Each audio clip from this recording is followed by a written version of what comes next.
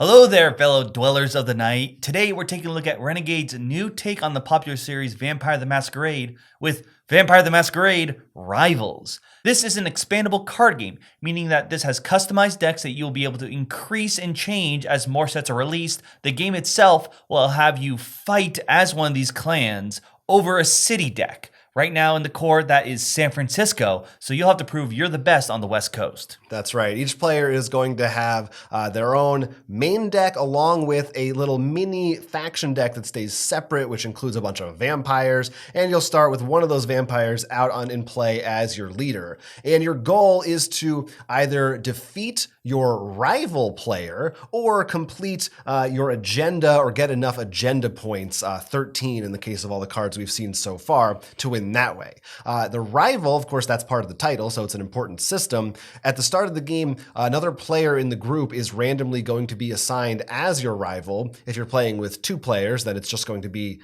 the other person. And you will get a point for killing off one of their vampires. So you have someone that you're going to want to go for more than other players. They may not be your rival while you are theirs. So there could be some different play going on depending on if you have a full group of 4. On your turn, the first thing you do is draw a card from the city deck. A lot of times it's going to be people like this, these mortals that you'll be able to attack for your own benefit later on. It could be an event which will have some kind of effect. Usually those will stay out until the start of your next turn. They'll change the game in some way. It could also be one of these special affairs division officers who are like mortals. You can attack them too, but they will be attacking you at the end of your turn, so you have to be careful about them. Those are pretty much the most common things you're going to see out of there. And then once your turn begins officially, you'll have 2 actions. You can spend those actions on a few different options. You can draw a card, and anytime you draw, you get to choose between either deck that you want. You can mix and match if you get to draw more than one card. So if you're looking for more actions and things, or if you just want more vampire power on the field, then you can recruit one of those vampires. To do so, you play it from your hand, and you must give it a certain number of blood tokens matching their blood value. That's essentially their health, but the blood on the other side of that becomes a prestige token when flipped. You have a certain amount of prestige when the game starts, and in order to recruit a vampire, you've got to convert it into blood. So you need to be careful because if you run out of your prestige points, you also lose that way. So you have to make sure you're not spreading yourself too thin and just throwing a bunch of vamps on the field all willy-nilly. Of course, some cards in your hand will be actions themselves. Usually they're just instant effect. Some of them will stay out and be ongoing cards. Some you'll discard right away. Some of them will require you to exhaust a vampire to use them. Just depends on what the card says. The most important thing you're probably going to be doing on your turn is attacking either other vampires or these mortals in the city streets. Now your vampires will start in your play area, which is known as your haven, but if you want, you can move them out into the streets by themselves or together and form a party, which could have implications later on. And you'll declare an attack on another player or one of these NPC targets. You have 3 different types of attacks you can make: physical, social, and mental. And whatever that number is there, that tells you what the strength is. You're going to subtract from that the strength in that stat of the opposing vampire. So they will have a little bit of defense. Both players will also have the opportunity to play a card, either to boost the attack or to react to it, assuming they have the correct type there. So as long as it matches that, they'll be able to play one face down and then reveal it at the same time. Maybe there will be some surprises up your sleeve. And again, if you manage to defeat the vampire of your rival, that's one way to get an agenda point, getting you closer to your goal of winning the game. Now, there are a couple other cards in here as well, especially that play towards more of that multiplayer aspect. First off, we have schemes. This is the kind of action where usually you play it and the goal is you're going to vote on whether you want it to happen or not. In this case, everyone gets 3 prestige, the money of the game. Now, some people may not want that, and you will actually use influence, usually from your leader, to vote yay or nay. In this mode, you actually have the ability to make promises. So let's say I wanted this to go through. I could ask someone, I won't attack you next turn if you vote yes on this. Promises are binding. There's also conspiracies. This would actually be played face down. And whoever controls it, whenever they want, they can show another player, like so. I like that. Okay. And once the other player has seen it, they have the option to add a prestige token or onto it.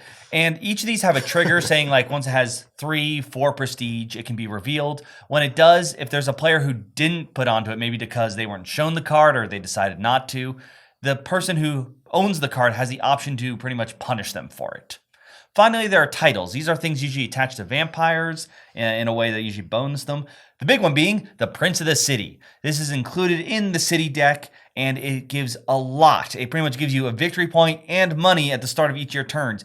But whoever's holding it is a big target for everyone else. Regardless of player count, gameplay will continue with you playing cards, taking you 2 actions until either A, someone has killed off the rival, or everyone has all the vampires just gone if all your vampires die, or someone has hit the 13-point marker on their agenda. If you're able to do that, you've won. Yeah, as we said, these guys here will start attacking players, and actually, if you spend a long time throughout the game getting through this deck, you will end up with pretty much just those guys coming out and attacking you. So at a certain point, even if you're not attacking each other, people are going to start dying, and the game will end in one way or another. Now, this, I believe, is based on an earlier Vampire the Masquerade game system, which I think that was actually a regular TCG game. Right. So we can't compare it to that directly, but the game that we always bring up when we played it that we have experience with is the Game of Thrones card game. And I think a lot of those kind of LCG, any kind of competitive card game, Legend of the Five Rings, it's that kind of ballpark is what you're working with. Right, and I think part of it is just the construction and knowing like, oh man, if I open that pack, I'll get that rare. You don't think that. You're like, look, I got the box, I'm good. The reason we bring up the Game of Thrones is unlike something like Android Netrunner, which was really a head-to-head game, this one is designed with the idea that you're probably playing multiplayer. You can do 2-player, and I don't think it's a terrible experience. But there is a significant change in how the game flows, especially with those conspiracies and scheme cards. Yeah. When you have like 4 people at the table and you're like, look, listen, he's in the lead. Let me go attack him if you can give me some intel. Yeah, there's a lot more. You could actually form alliances temporarily with people, make deals, as we said. And the rival system, obviously, is much more interesting. And someone might not like you, and you're like, well, I don't really care if you don't like me. So, right. And that's even funny sometimes because you're like, I don't like you, but you want to help me with this? And I'm like, yeah.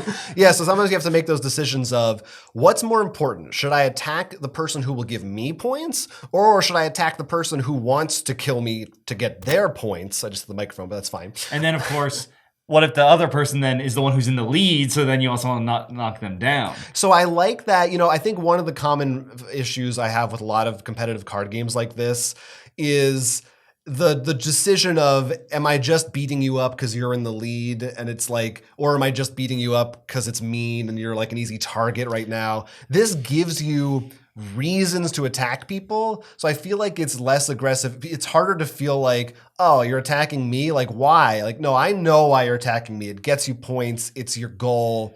It makes sense to me. I will say it doesn't escape those completely. Not the lead one as much. I feel like usually it felt mostly fair with that. It's not as bad as like Munchkin where you almost want to be second sometimes. Right, the Mario Kart strategy. Right. Yeah. But I did feel there is sometimes like, because someone maybe is really weak, you're like, well, you're an easier target for me. It depends on what's in play. Right, of course. Because remember, you don't get a point just for killing anybody. And that's where the politics, I think, actually help out a lot more. And this is more obviously the people at your table. You can be like, look, don't kick it out of the game. The game end. If we keep him, he's not in a good state. Just leave him alone. You're like, yeah, you're right. I'm going to use the time to draw and maybe build up because then I'm going to go for you. Yeah. So all that political stuff I think is done really well. I really like that your vampires are separate from the rest of your deck. It's as if like your creatures, so to speak, are all in here. There are plenty of games that need this. That game does not have a mulligan, and I'm not sure how much it really needs it because if you need a creature, there they are. Yeah, so you really determine exactly when you're going to do that. And the only reason, on most games, you're probably not going to even draw more than like 4 of them because you can't even afford to like put them all into play. But you might know, if you know your deck well, oh, I really want this one vampire that's going to be like perfect for me right now or something. But yeah, I think it's much harder to feel like punished by what you draw in this game, which is pretty nice. And also, we compared it to Game of Thrones and a lot of these other LCGs. I do think this one, while don't get me wrong, there's definitely some rules intricacies and complications that can come into play.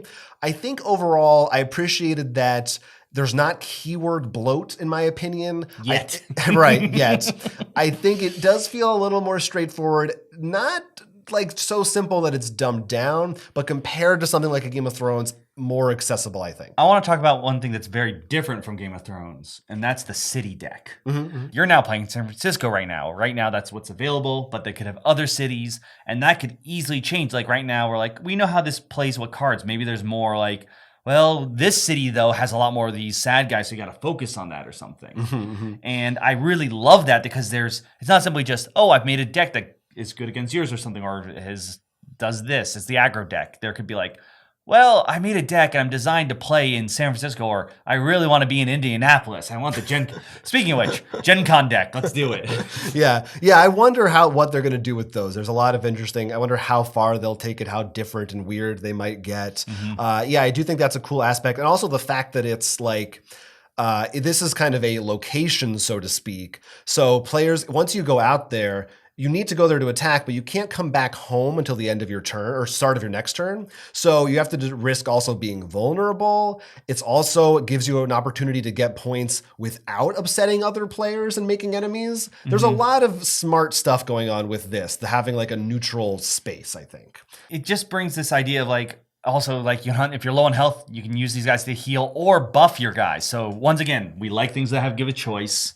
Yeah, you don't always know what events are going to come out. You take some out before the game starts. So, they can significantly change the direction of what you want to do. Like we said, you don't normally get points for just killing anybody, but maybe you do for a round. Now, in terms of the deck customization, I think they give you enough in there. I definitely want to see some more stuff and what they do with them. In terms of the starter deck themselves, I only really feel one was, at least it has the higher skill gap. Like I would never give it to someone who's new. I feel like it just always had a bad time with people usually. Like they really need to be super political versus maybe what they're used to. But the other three decks, I think they're pretty balanced and fun to play with. Yeah. I mean, I haven't looked too much at the extra ones they gave you, but right, and they give you a bunch of extra cards in addition to the decks. We should mention. Yeah, so you do get to do that deck building. You can build a lot more than what the decks infer. Like, oh, this has to be the title deck or that. You'd be like, well, no, I'm gonna go and try this out with them. Crits and misses for Vampire the Masquerade Rivals. Crits.